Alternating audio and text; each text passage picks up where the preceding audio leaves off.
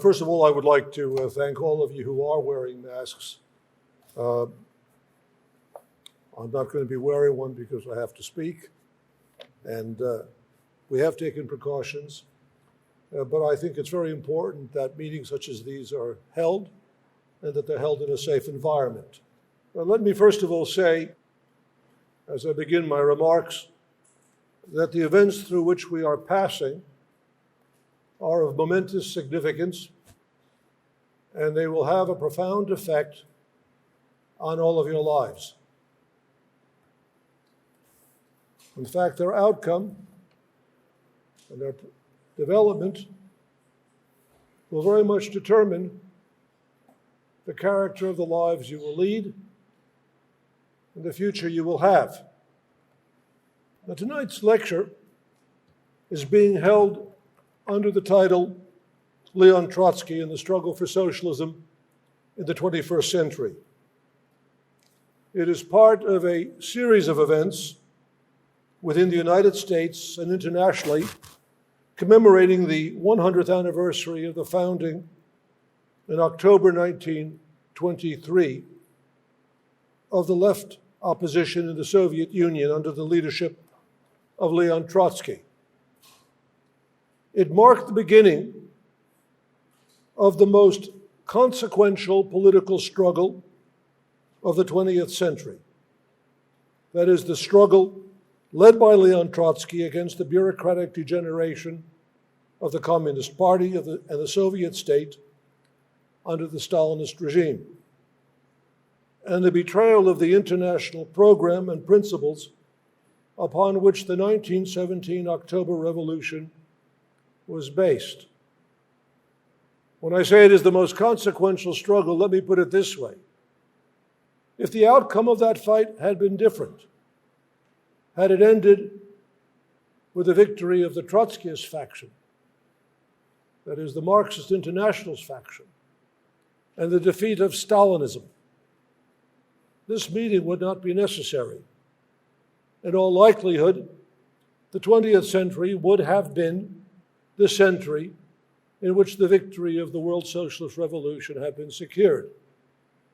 I've tried to explain that in one of the lectures that I gave back in the late 1990s, answering the charge that really the way history worked out was inevitable.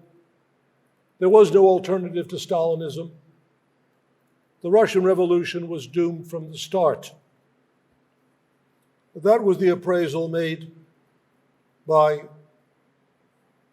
Eric Hobsbawm, a noted British historian, an individual who had spent 60 years in the British Communist Party, and who had, in that sense, a vested political and intellectual interest in denying the possibility of an alternative to Stalinism. It was a way of justifying his own politics. And many of you have grown up in an environment in which you have been led to believe that as bad as things are, there is no alternative. There's nothing you really can do about it. Or as they say today, suck it up. That's not the case.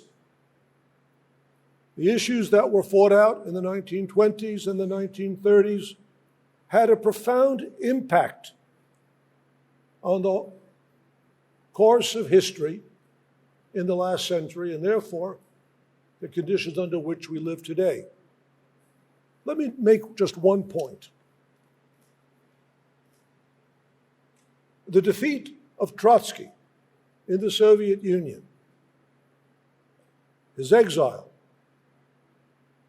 the victory of Stalinism had its most catastrophic effect in the outcome of the class struggle in Germany.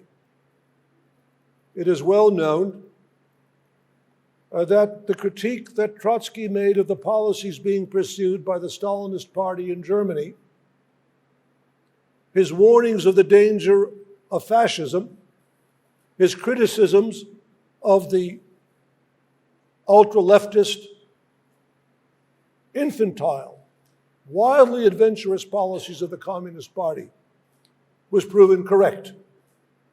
Hitler could have been stopped. Trotsky advocated a unified struggle of the Social Democratic and Communist parties, the two mass parties of the German working class.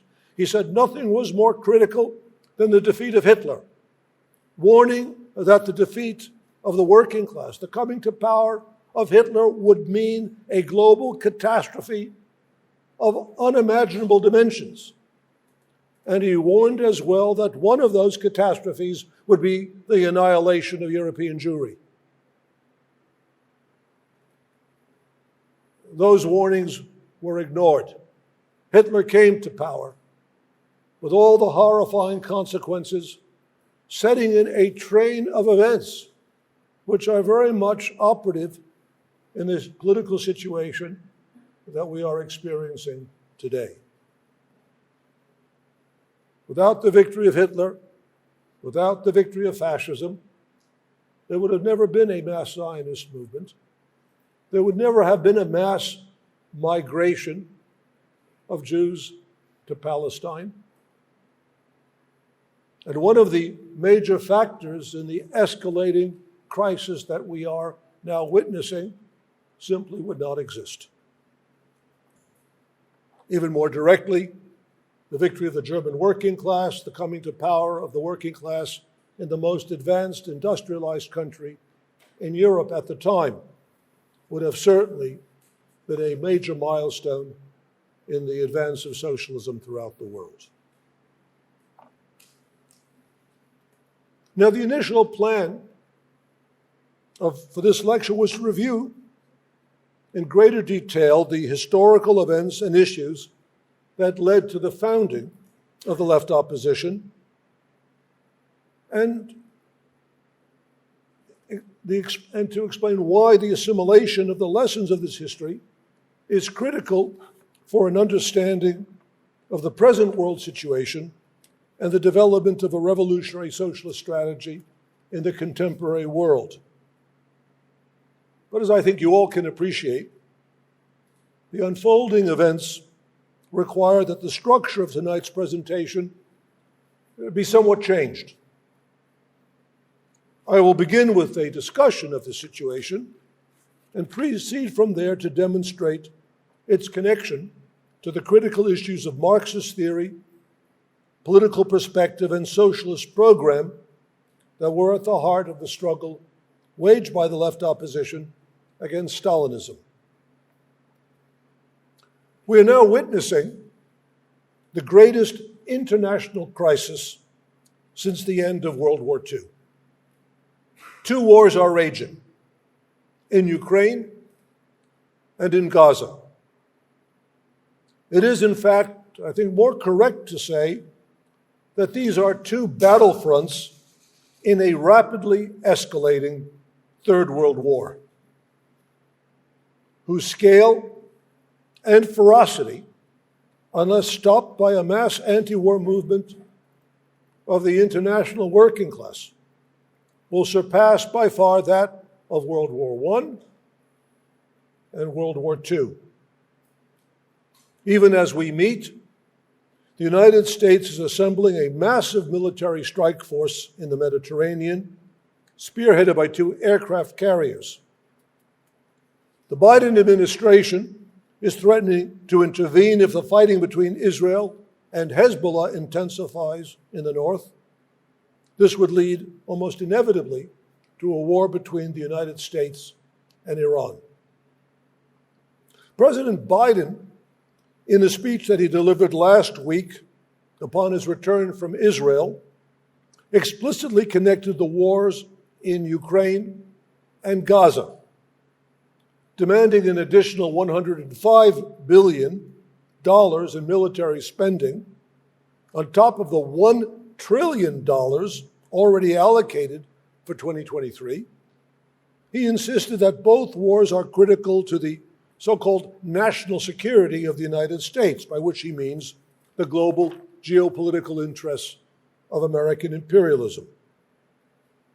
Using its Ukrainian proxies, the United States and its NATO allies instigated and are waging an imperialist war against Russia, whose aim is regime change, the smashing up of the country, the redivision of its fragments among the NATO powers under the supervision of the United States, and the plundering of its vast resources. As the looming confrontation with Iran makes clear, the Israeli onslaught against the imprisoned population of Gaza is an extension of this global war. The Israeli attack on Gaza, which has assumed genocidal dimensions, is aimed at the annihilation of Palestinian resistance to the Zionist regime. As the Israeli government and military employ the language and methods of extermination, it is entirely appropriate to describe this war as Zionism's final solution of the Palestinian question. This war of annihilation is supported by all the major imperialist governments. In the midst of the ongoing slaughter of the Gazan people, the imperialist leaders declare their solidarity with Israel. In what has become an obligatory political ritual, President Biden, British Prime Minister Sunak, and German Chancellor Scholz have made their pilgrimage to Jerusalem. French President Macron arrived there earlier today. All of these people express their profound sympathy for the Jews and invoke the Nazi Holocaust as justification for their defense of Israel's assault on Gaza. The scale of deceit and hypocrisy contained in such declarations is beyond measurement. They are all the political successors of governments that either organized, collaborated in, or ignored the persecution and mass murder of Jews between 1939 and 1945. The extermination of the Jewish people by the German ruling class during the years that it entrusted power and the defense of its economic interests to Adolf Hitler marked a horrifying milestone in the putrefaction of capitalist society. The utilization of modern technology and industrial organization to the process of collecting and transporting and killing millions of human beings. The French ruling class collaborated with the Nazi regime in this process. Approximately 25% of the Jewish citizens of France were turned over by French authorities to the Nazis for extermination. Great Britain was not occupied by the Nazis, and its relatively small Jewish population was spared the horrors of extermination. But the anti-Semitism that was pervasive in the British ruling class was manifested in its cruel treatment of Jewish refugees from Nazi-occupied Europe. I don't believe it is well known that over 20,000 German Jews who had escaped to Britain were classified as enemy aliens, rounded up, and placed in internment camps on the Isle of Man in the Irish Sea. One of these internment sites, known as Hutchinson Camp, incarcerated 1,200 refugees, among them leading artists, musicians, and intellectuals. A detailed account of the British policy of mass internment of Jewish refugees from Nazism is provided in a book titled The Island of Extraordinary Captives by the journalist Simon Parkin. The British government has never acknowledged, let alone apologized, for its mistreatment of Jewish refugees. As for the United States, the indifference of the Roosevelt administration to the fate of the Jews is an irrefutably established historical fact. Hundreds of thousands of European Jews who might have been saved perished in Nazi gas chambers because they were denied entry into the United States. In 1939, the United States refused to allow 900 Jewish refugees to disembark from the MS St. Louis. They were forced to return to Europe. Hundreds of these refugees were subsequently murdered in Nazi concentration camps.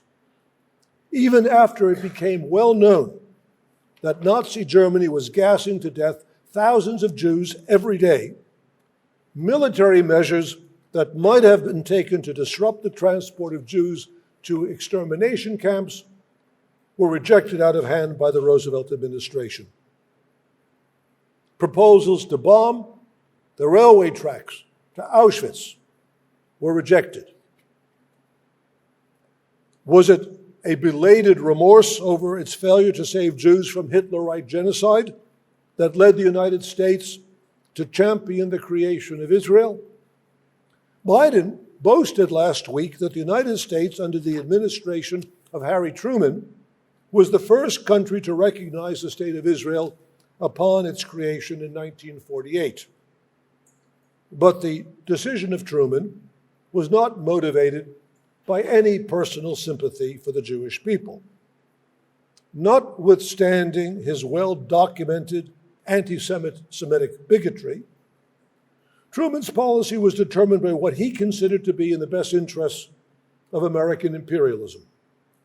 In the first instance, to displace Britain as the principal power in the Middle East, and eventually to use Israel as its main regional attack dog.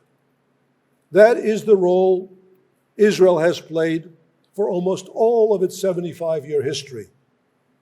As Biden remarked with remarkable candor in his speech before the Israeli parliament, I have long said, if Israel didn't exist, we would have to invent it.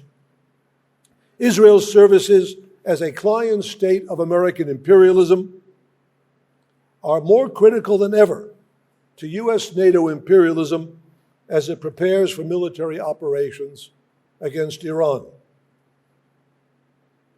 One also cannot fail to note that the unquestioning support for Israel proceeds alongside the open alliance of imperialist powers with the regime in Ukraine, whose principal national hero, Stepan Bandera, was a vicious fascist and anti-Semite, the leader of the Organization of Ukrainian Nationalists, the OUN, that collaborated with the Nazis in the extermination of the Jews of Ukraine during the Second World War.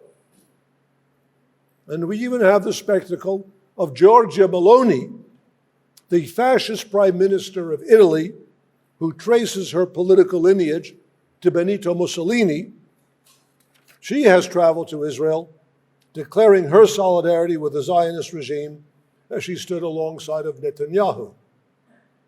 And last month, all members of the Canadian Parliament, as well as Prime Minister Justin Trudeau and the German ambassador, rose to their feet to applaud the Ukrainian fascist, 98-year-old Yaroslav Hunka, who had served in the Waffen-SS as an ally of the Nazis in the war against the Soviet Union, and who had personally participated in genocidal attacks on Jews and Poles.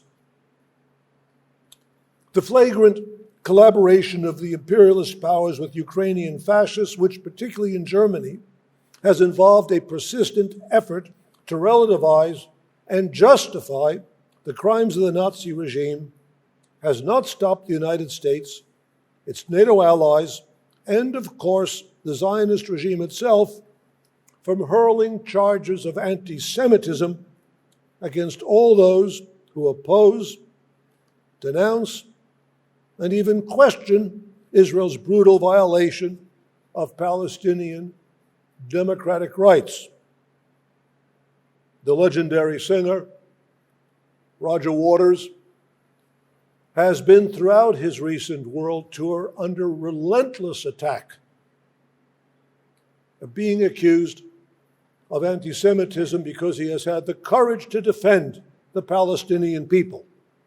And everyone who knows the work of Roger Waters knows very well that he is one of the most significant artists at the forefront of the fight for human rights, and that his opposition to the policies of the Israeli regime has absolutely nothing to do with anti-Semitism. From the time it emerged in the late 19th century as a powerful reactionary movement, initially in Vienna under Mayor Karl Lueger, anti-Semitism was understood to be a weapon of political and ideological struggle against the emerging working class and socialist movement. The connection between the anti-Semite's hatred of Jews and his hatred of socialism and the labor movement was widely recognized. This insidious connection found its most malignant expression in the worldview and politics of Adolf Hitler.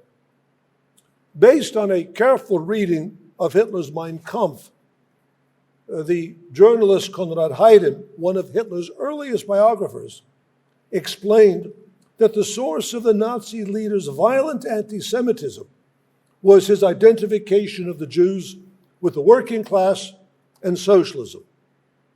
Haydn wrote, and I quote, "The great light dawned on Hitler. Suddenly the Jewish question became clear. The labor movement did not repel him because it was led by Jews. The Jews repelled him because they led the labor movement. But one thing is certain. It was not Rothschild the capitalist, but Karl Marx the socialist who kindled Adolf Hitler's anti-Semitism." And what was it about the labor movement that aroused Hitler's hatred? He despised, above all else, appeals to the equality of all people. As Haydn wrote, one of Hitler's most characteristic reproaches to the labor movement is that in Austria, it had fought for equal rights for all, to the detriment of the master race chosen by God. But now, in the interests of imperialism, anti-Semitism has been given an entirely new meaning. It is used as a swear word to denounce and discredit those who fight for democratic rights, human equality, and, of course, socialism.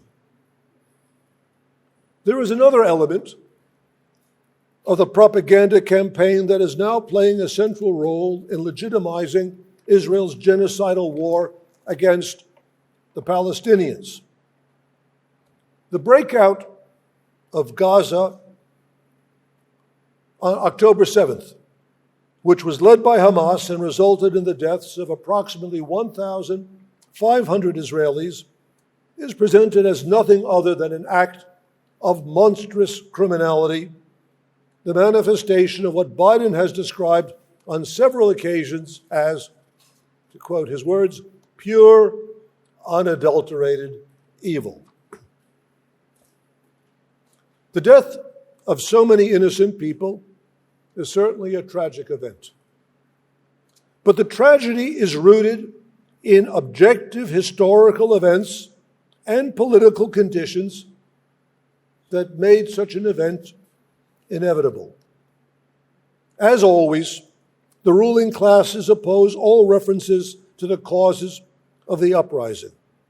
Their own massacres and the entire bloody system of oppression over which they preside so ruthlessly must go unmentioned. Why should anyone be surprised that decades of oppression by the Zionist regime led to an explosive eruption of anger?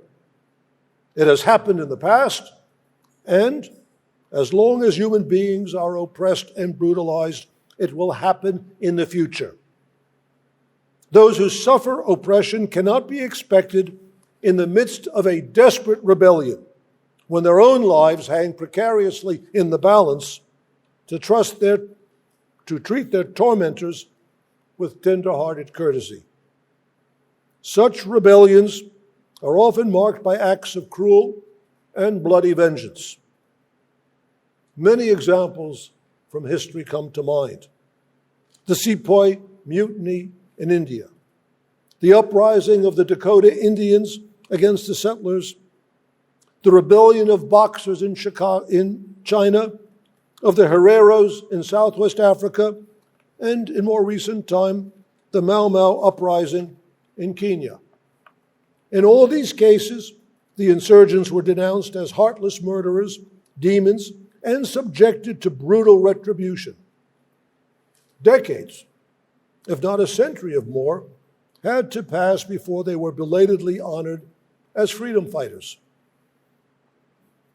In explaining the causes of the American Civil War, which resulted in over 700,000 deaths, Lincoln explained the tragedy as the consequence of 250 years of slavery, and he invoked the words of Matthew. Woe unto the world because of offenses, for it must needs be that offenses come. But woe to that man by whom the offense cometh. In the case of the Palestinians and the people of Gaza, the offense has come from the Zionist state and its imperialist patrons. The long history of Zionist massacres of Palestinians, without which the state of Israel could not have been founded, is excluded from the condemnation of Hamas and the Palestinians. Even events as recent as the gunning down by Israeli soldiers of over 200 Gazans in 2018, as they demonstrated peacefully on the side of the border, on their side of the border, is kept out of the media narrative. I just want to point out, I read this just as I was driving up to Ann Arbor, that Kirby, the administration spokesman, specifically said that the United States opposes a ceasefire. He acknowledged that many civilians will die, but that's the way it is. And in so doing, he undermined the whole basis of his condemnation of Hamas. He was simply saying, yes, civilians die in a military action, but it's all right if those civilians are killed by Israelis. It is only an example of pure, unadulterated evil if civilians die in the midst of a military action undertaken by the Palestinians. We have been asked why the Socialist Equality Party, the World Socialist website, have not condemned the Hamas for the violence of October 7th. The answer is that we will not participate in or lend any legitimacy to the reactionary cynicism and hypocrisy that condemns resistance to oppression or which draws an equal sign between the episodic violence of the oppressed and the far greater, relentless, and systematic violence of the oppressor. The hypocrisy is compounded by the fact that the founders of the Israeli state included terrorists who had no compunction about organizing bombings and carrying out murders in pursuit of their political ends. I don't know how many of you have ever seen the film Exodus, which was made in 1960 as a glorification of the establishment of the state of Israel. One of the major figures, and in a peculiar way, one of the most honest, is a leader of a terrorist group of Zionists. And he explains and justifies very bluntly the use of terror. And that man is presented in the film as a perhaps misguided but still heroic figure. Now, actually, that figure represented, or was the recreation, of a leader of the notorious Zionist terrorist organization known as Lehi, it was also called the Stern Gang, whose founder, Avraham Stern, wrote, "Force always forged the destiny of nations. The destiny of the land of Israel had always been determined by the sword, not diplomacy. The only justice in the world is force, and the dearest asset in the world is freedom. The right to life is granted only to the strong, and power, if not given legally, should be taken illegally. The operational leader of the Stern Gang was Yitzhak Shamir, who in 1948 ordered the assassination of Count Folke Bernadotte, the United Nations mediator who had been assigned to negotiate a settlement of the war that followed the declaration of the State of Israel. What punishment did Shamir receive for the killing of the UN mediator? There was no secret of his involvement in this. In the years that followed Israeli independence, he occupied a high-level position in the state secret police, the Mossad. In 1983, Shamir became Israel's prime minister. His first term ended in 1984, but he regained the office in 1986 and remained prime minister until 1992. He died in 2011 at the age of 96, and all the leaders of the Israeli state paid fulsome tribute to the ruthless terrorist. He never apologized for any of the actions he had taken. Now, our criticisms of Hamas are of a political, not hypocritically moralistic character. It is not a socialist movement. It is, in fact, on the political right. It is a bourgeois national movement, and the methods it resorts to, including a military operation such as that undertaken on October 7th, cannot result in the defeat of the Zionist regime and the liberation of the Palestinian people. Moreover, to the extent that Hamas depends upon the patronage of one or another bourgeois regime in the Middle East, its struggle against the Zionist state will always be subordinated to the interests of the capitalist ruling elites of the region, and therefore to the their reactionary maneuverings with the Israeli regime and world imperialism. In the final analysis, the liberation of the Palestinian people can be achieved only on the basis of a unified struggle of the working class, Arab and Jewish, against the Zionist regime, as well as the treacherous Arab and Iranian capitalist regimes and their replacement with a union of socialist republics throughout the Middle East and indeed the entire world. This is clearly a gigantic task, but it is the only perspective that is based on a correct appraisal of the present stage of world history, the contradictions and crisis of world capitalism, and the dynamic of the international class struggle. The war in Gaza and in Ukraine are a tragic demonstration of the catastrophic role and consequences of national programs in a historical epoch whose essential and defining characteristics are the primacy of world economy, the globally integrated character of the productive forces of capitalism, and therefore the necessity to base the struggle of the working class on an international strategy. This perspective is no less valid for the Israeli working class. Given the present situation, when the military power of the Zionist state is being utilized to crush Palestinian resistance, attention is focused, and rightly so, on the crimes of the Israeli regime.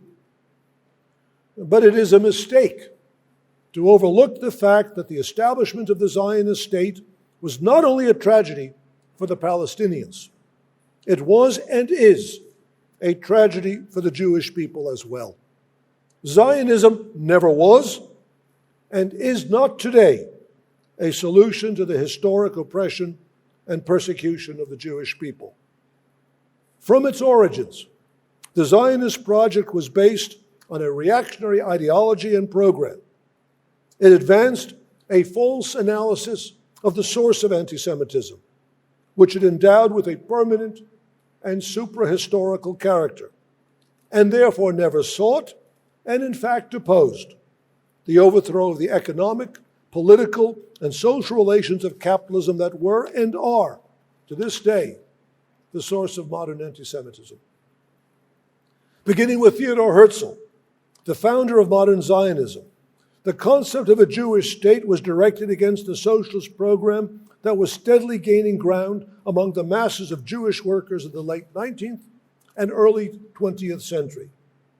Opposing the international solidarity of the working class as the path to the liberation of the Jews, Zionism staked its future on an alliance with one or another reactionary power. In an open letter written in 1944, addressed to a conference of the British Labour Party, Trotskyists in Palestine explained, "During its whole history, Zionism has always supported the reactionary forces of the world. Dr. Herzl, founder of Zionism, made a deal with the Tsarist minister Pleva, organizer of the pogrom against the Jews in Kishinev, to the effect that the Zionist movement be used as a lever against Jewish socialists, in return for which Pleva would use his influence with the Turkish Sultan to obtain a charter for Zionism on Palestine." In the first 4 decades of the 20th century, prior to the founding of the State of Israel, the strategy of the Zionist leaders was centered on an alliance with British imperialism. The 1917 declaration of Foreign Minister Balfour, pledging support for a Jewish homeland in Palestine, was trumpeted by the Zionists as a supreme and irreversible expression of the legitimacy of their project. But of course, the Palestinians were not consulted, and they had no say in the matter. This was of no concern to the Zionists, who understood very well that their project was viable only to the extent that the establishment of a non-Arab Jewish state served imperialist interests. This was stated with remarkable clarity by Vladimir Jabotinsky, the leader of the fascist wing of the Zionist movement in the 1920s and 1930s, and the mentor of the future Israeli Prime Minister Menachem Begin. Jabotinsky wrote, "I need not dwell on the well-known truism of Palestine's importance from the viewpoint of British imperial interests. I have only to add that its validity depends on one paramount condition, namely that Palestine should cease being an Arab country. The defects of all England's strongholds in the Mediterranean roots in the fact, with the only exception of Little Malta, they are all of them inhabited by populations whose national magnetic centers lie elsewhere and who are therefore organically and incurably centrifugal. England governs them against their will, and this is a precarious hold under modern conditions. Should Palestine remain Arab, Palestine would follow the orbit of Arab destinies, secession, federation of Arab countries, and elimination of all traces of European influence. But a Palestine predominantly Jewish, Palestine as a Jewish state, surrounded on all sides by Arab countries, will, in the interests of its own preservation, always seek to lean upon some powerful empire, non-Arab and non-Mohammedan. This is an almost providential basis for a permanent alliance between England and a Jewish, but only Jewish, Palestine." The Zionist alliance with British imperialism was undermined by the approach and outbreak of World War II, which compelled the government in London to adjust its policies in the Middle East, limiting Jewish immigration into Palestine. Though segments of the Zionist movement responded with violent attacks on British facilities, including, by the way, the hanging of 2 British soldiers and the bombing of the King David Hotel, the alliance with imperialism continued. Israel, following its establishment in 1948, functioned as an essential ally of British and French imperialism's struggle against the rising tide of Arab nationalism. In 1956, Israel joined Britain and France in an invasion of Egypt aimed at overthrowing the nationalist regime led by Nasser and regaining control of the Suez Canal. However, after the Eisenhower administration compelled Britain and France to end the war and withdraw their forces from Egypt, Israel prioritized, in its own interests, its relation with American imperialism. The maintenance of a Jewish apartheid state, violently suppressing the Palestinian people, while at the same time veering toward fascism within Israel itself, is inextricably connected to its role as a linchpin of imperialism in the Middle East. As a massively armed garrison of U.S. imperialism, it must be employed in all the wars instigated by Washington in that region, with ultimately catastrophic consequences. In December 1938, Trotsky warned that the spread of fascism and the imminent outbreak of a second imperialist war posed an existential threat to the Jewish people. It is possible to imagine without difficulty, he wrote, what awaits the Jews at the mere outbreak of the future world war. But even without war, the next development of world reaction signifies with certainty the physical extermination of the Jews. In July 1940, 1 year after World War II had begun, Trotsky declared, and this was only 1 month before his assassination, the attempt to solve the Jewish question through the migration of Jews to Palestine can now be seen for what it is, a tragic mockery of the Jewish people. Never was it so clear as it is today that the salvation of the Jewish people is bound up inseparably with the overthrow of the capitalist system. The Second World War resulted in the extermination of 6 million Jews. But in the aftermath of that catastrophe, the tragic mockery of the Jewish people, of which Trotsky had warned, has been realized in the conversion of a historically oppressed people into oppressors. Of course, a vast segment of the Jewish population throughout the world, certainly within the United States and within Israel itself, recoil from such an identity. They don't want to oppress anyone. They are conscious of the history of their co-religionists, of their families, of their ancestors. But political programs, the program of nationalism, have consequences that are not determined by merely subjective intentions. The creation of the Zionist state was the direct outcome of the defeats of the working class in the 1920s and 30s as a consequence of the betrayal of Stalinism and social democracy.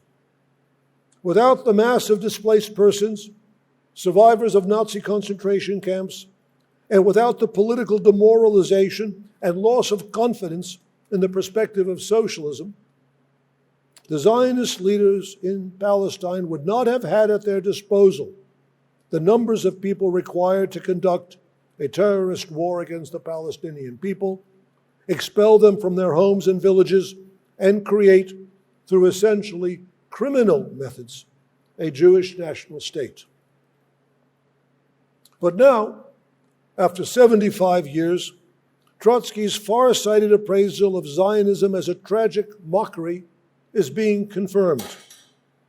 The essence of that tragedy was the embrace of the national state at a point in history when this form of political organization has already become the principal obstacle to progressive social development. In an essay titled Message of a Non-Jewish Jew, Isaac Deutscher, the biographer of Trotsky, described the establishment of Israel as, quote, the paradoxical summation of the Jewish tragedy. It is paradoxical, he explained, quote, because we live in an age when the nation state is fast becoming an archaism. Not only the nation state of Israel, but the nation states of Russia, the United States, Great Britain, France, Germany, and others. They are all anachronisms, unquote. The historical period in which nation states were a progressive factor in man's social, economic, and cultural development, has come to an end. As this is true for the old established nation states, it is doubly true for the new states formed on the basis of the anti-colonial struggles of the post-World War II era. Deutsche wrote, and this is in 1957, even those young nation states that have come into being as the result of a necessary and progressive struggle waged by colonial and semi-colonial peoples for emancipation, India, Burma, Ghana, and others, cannot, in my view, preserve their progressive character for long. They form a necessary stage in the history of some peoples, but it is a stage that those people, too, will have to overcome in order to find wider frameworks for their existence. In our epoch, any new nation state, soon after its constitution, begins to be affected by the general decline of this form of political organization. And this is already showing itself in the short existence of India, Ghana, and Israel. The world has compelled the Jew to embrace the nation state and to make of it his pride and hope, just at a time when there is little or no hope left in it. You cannot blame the Jews for this. You must blame the world.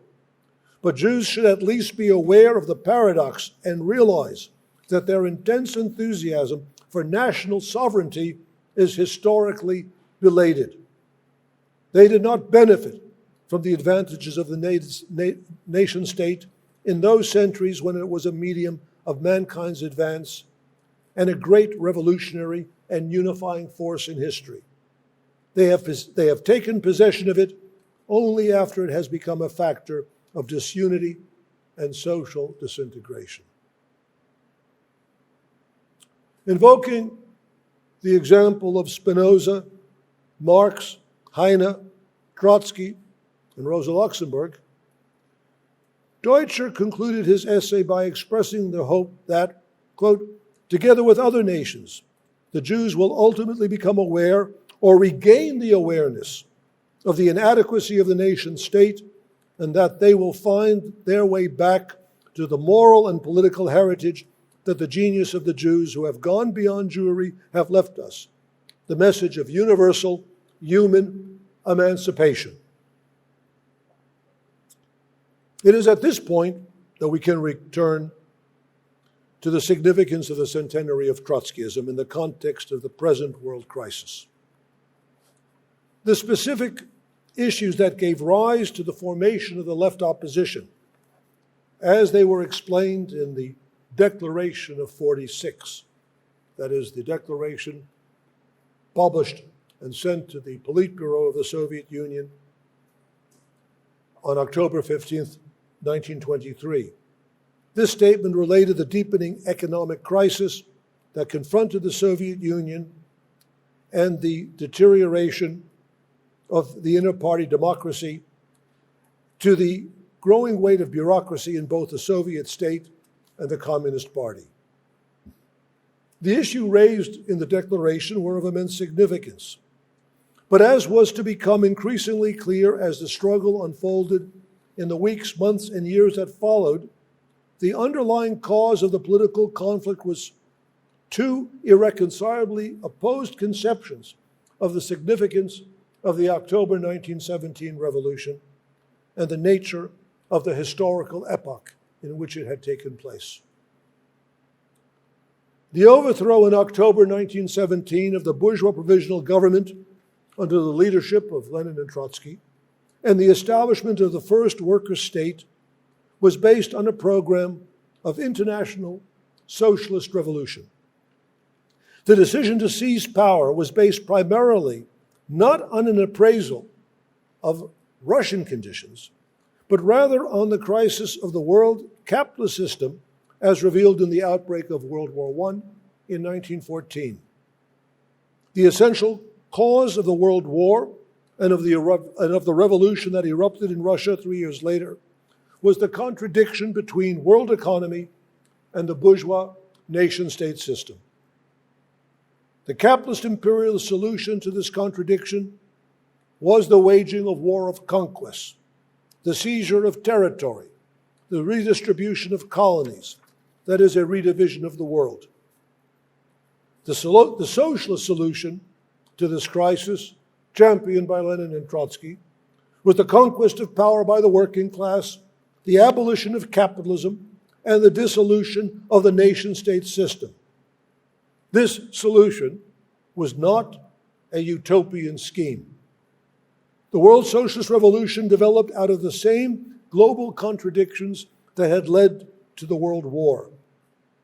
The strategy pursued by Lenin in 1917, under the influence of the theory of permanent revolution, elaborated by Leon Trotsky during the previous decade, was based on this global strategy. The decisive factor in the formulation of Bolshevik strategy was not whether Russia, as a national entity, was ready for socialism. That is, whether its level of national economic development was sufficient for a transition to socialism. In fact, as the most economically backward of the major capitalist countries of that time, Russia was not ready for socialism.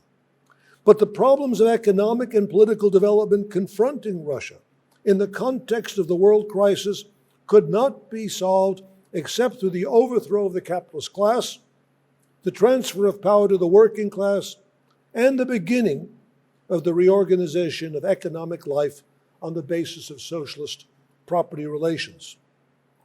However, the transition of the Soviet state to socialism could not be realized with a purely national strategy. The fate of the worker state, established in October 1917 on the basis of a proletarian revolution led by a Marxist party, depended upon the extension of the revolution beyond the borders of Russia into the advanced capitalist centers of Western Europe and North America. As long as Lenin was in the leadership of the Bolshevik Party, this conception and orientation prevailed. It found its most advanced expression in the establishment of the Communist International in 1919, whose first 4 annual congresses assembled revolutionists from all over the world for the purpose of developing national sections capable of conquering power and advancing the world revolution. But the deterioration of Lenin's health in 1922, his total removal from political activity as a consequence of a stroke in March 1923, and his death in January 1924 coincided with and facilitated the resurgence of national tendencies within the Bolshevik leadership. Increasingly, the problems of economic development in the USSR were interpreted in national rather than international terms.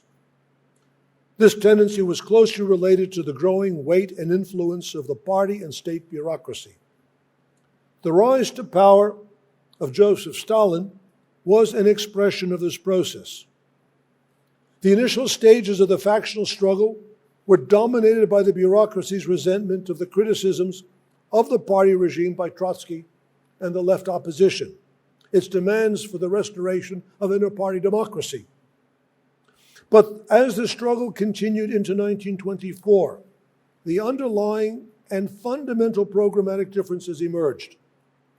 The bureaucracy's attack on Trotsky became focused on the theory of permanent revolution. That is, on his insistence, Trotsky's insistence, that the essential connection between the fate of the Soviet Union and the victory of the world revolution. Throughout 1924, Trotsky's opponents in the Bolshevik leadership, spearheaded by an unprincipled faction consisting of Grigory Zinoviev, Lev Kamenev, and Stalin, set out to discredit Trotsky by claiming that his theory of permanent revolution was anti-Leninist and expressed a lack of confidence in the Russian peasantry's commitment to socialism. A critical point, however, in the increasingly bitter struggle was reached on December 17, 1924, when Stalin unveiled for the first time his theory of socialism in one country, explicitly advancing, in opposition to permanent revolution, the possibility of a transition to socialism on the basis of Russian resources alone, without the expansion of the socialist revolution into the advanced centers of world imperialism. Stalin's speech legitimized a national program that severed the link between the Russian and world socialist revolution. It was to have a profound effect, not only on the internal policy of the Stalinist regime, it fundamentally changed the nature of the Communist International, which was converted from an instrument for the extension of world socialism into an auxiliary agency of Soviet foreign policy, subordinating revolutionary political strategy to the pragmatically conceived interests of the Soviet Union as a national state. Initially, the nationalist program of the Soviet regime led to the disorientation of the sections of the Communist International, resulting in major defeats of the working class in Britain, China, and Germany. By the mid-1930s, in the aftermath of the victory of the Nazis and the complete crushing of the German working class, the policies of the Stalinist Communist Party acquired a consciously counter-revolutionary character. The eradication of socialists in the Soviet Union during the terror that began with the Moscow trials in 1936 was accompanied by the Stalinist betrayal of the Spanish Revolution, which cleared the path for the outbreak of World War II and all the tragedies that followed. The struggle of the left opposition was first and foremost a defense of socialist internationalism and the strategy of world socialist revolution. In 1930, after he had been expelled from the Russian Communist Party and the Communist International and exiled from the Soviet Union, Trotsky restated the essential postulates of the theory of permanent revolution. He wrote, "The completion of the socialist revolution within national limits is unthinkable. One of the basic reasons for the crisis in bourgeois society is the fact that the productive forces created by it can no longer be reconciled with the framework of the national state. From this follows, on the one hand, imperialist wars, on the other, the utopia of a bourgeois United States of Europe. The socialist revolution begins on the national arena.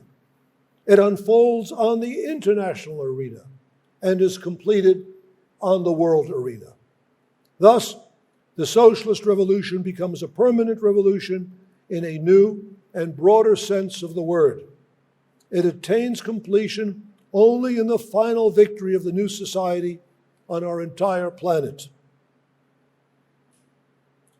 Following the logic of the struggle within the Russian Communist Party, which became more and more centered on fundamental issues of world revolutionary strategy, the work of the left opposition passed beyond the boundaries of the Soviet Union. In 1928, during the 6th Congress of the Stalinized Communist International, Trotsky's critique of its draft program, which he had written from his temporary place of exile in Alma-Ata in Central Asia, accidentally came into the possession of the American revolutionary James Buchanan and the Canadian revolutionary Maurice Spector. They were attending the 6th Congress as delegates from the Canadian and American Communist parties. They read it, they agreed with Trotsky's critique, they smuggled the document out of the Soviet Union, and the fight they began for Trotsky's internationalist program marked the beginning of the international left opposition.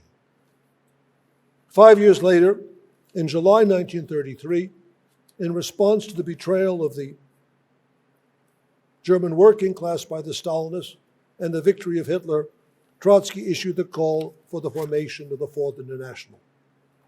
In September 1938, its founding Congress was held. We are now marking the centenary of the Trotskyist movement. The persistence of this movement over such an extended period of time has objective significance. It cannot be explained as the product of the personal devotion of individuals. Those who founded this movement are long gone.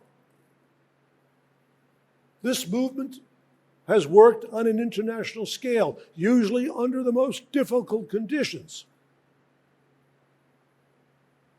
It was a minority, a small minority, in the workers' movement, if it had a presence at all. Why then did it persevere? This can be explained.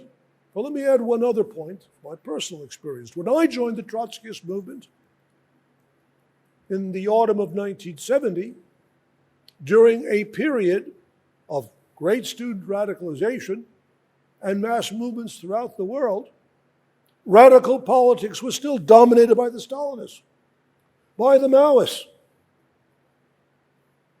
by the Castroites. The communist parties were mass movements. People like Allende were the heroes of the hour. But what legacy have they left? They all have been swept from the scene. Trotsky, speaking of the Stalinist and revisionist movements of his day, said, "Of these outlived organizations, not one stone will be left upon another." And why? Because their program did not correspond to the objective characteristics of the epoch. They were attempts to impose false policies, largely nationalist policies, upon reformist policies, which could not answer the demands of the objective crisis.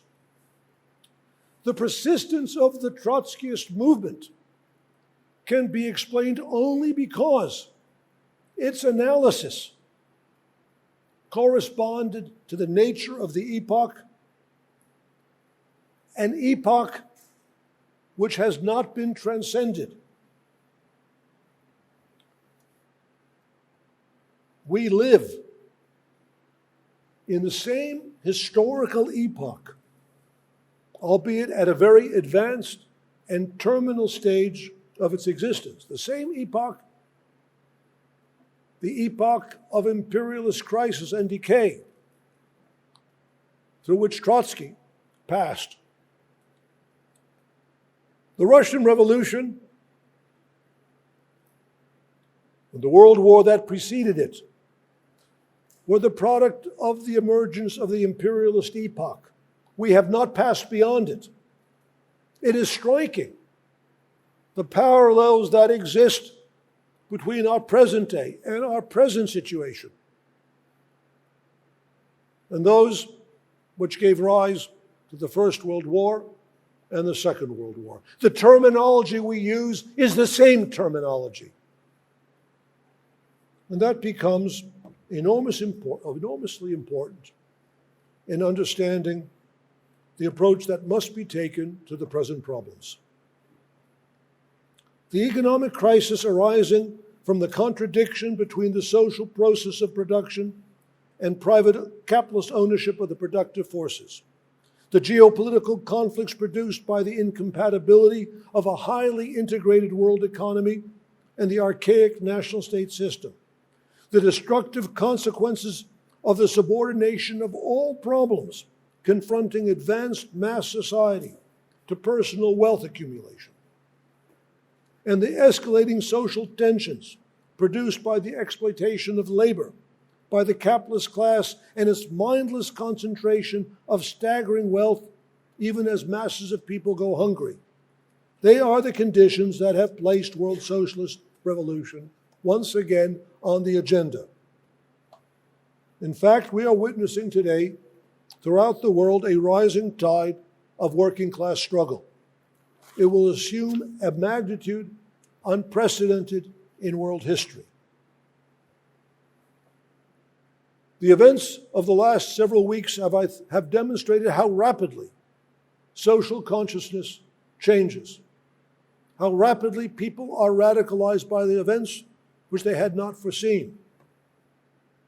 One of the elements of the last 40 years, and we know something about that, particularly in the aftermath of the dissolution of the Soviet Union in 1991, was a certain apathy, ennui, a sense of hopelessness. a retreat into the individual, the personal, the concentration focus on questions of personal identity, lifestyle, inordinate amounts of time spent in gyms, improving one's figure, watching one's weight, monitoring every aspect of one's personal petty activity, while ignoring the great events unfolding around them.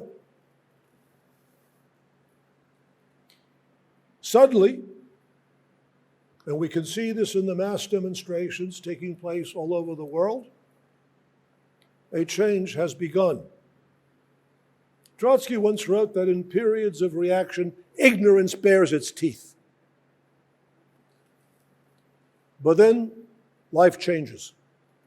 Events come breaking through, and the realization, built up over a long period of time and prepared by many experiences, the recognition emerges that the world must change. No one believes the media. It's propaganda. The bankruptcy of all political parties becomes evident. The president resembles a doddering, senile ignoramus. The Republican Party, a bunch of gangsters. None of these forces have anything to say, and the petty bourgeois radicals, the denizens of postmodernism, preoccupied with one or another question relating, as I've said, to personal identity, endlessly full of grudges and complaints, denunciations for one or another personal faux pas, they become insignificant in the light of events. What preoccupies the world today is the danger of global war, the use of genocide against innocent people, poverty, the destruction of the environment, a massive pandemic which kills millions and for which no government has any answer. Not even one so simple as asking people to wear masks rather than becoming ill, because to do so in some way or another gets in the way of accumulating wealth and personal profit. But what is really stimulating and changing world conditions is the sudden resurgence of the most basic and powerful of all social forces, the working class as an international force. For much of your young lives, you did not hear very much about strikes, about working class activity. In fact, one of the basic conceptions of postmodernist theory was that the old narrative centered on class struggle, socialism, were no longer relevant. But today there are strikes everywhere, embracing broad sections of the working class, many different strata, and it is certainly becoming clear that the class struggle is the motor force of social development.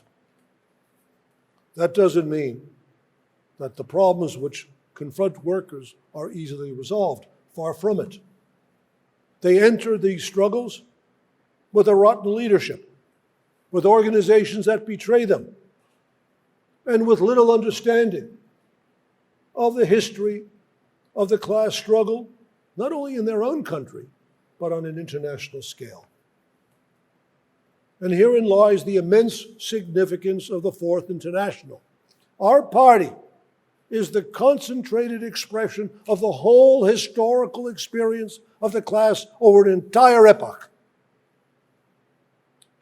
We are often asked how it is possible for the World Socialist website, which is published every day, and which has been published every day without fail for 25 years, has exhibited such extraordinary accuracy and prescience in evaluation of events. This is not idle boasting. You can judge for yourself. Read our commentary and our response to the war in Ukraine, the developments in the Middle East. It's not a matter of individual brilliance of this or that person. We have the advantage of being able to work off of an enormous historical experience, to relate the present to the experience of the past, not to simply see the present as a repetition of what took place, but to have an orientation which allows us to focus on the basic and essential driving forces of political development. We are now witnessing, as I've said, a great political radicalization. Our task is to bring into this movement a perspective, a program, and an orientation that allows this movement to develop with an understanding of its essential tasks. The working class, young people who are entering the road of struggle, must assimilate the experiences of the last century. It must study the history of the Trotskyist movement, and it must do so in struggle. And therefore, I urge all of you to draw the conclusions of what are now taking place, become active in the fight for socialism, and prepare yourself by joining our movement of the Socialist Equality in the United States. Thank you very much.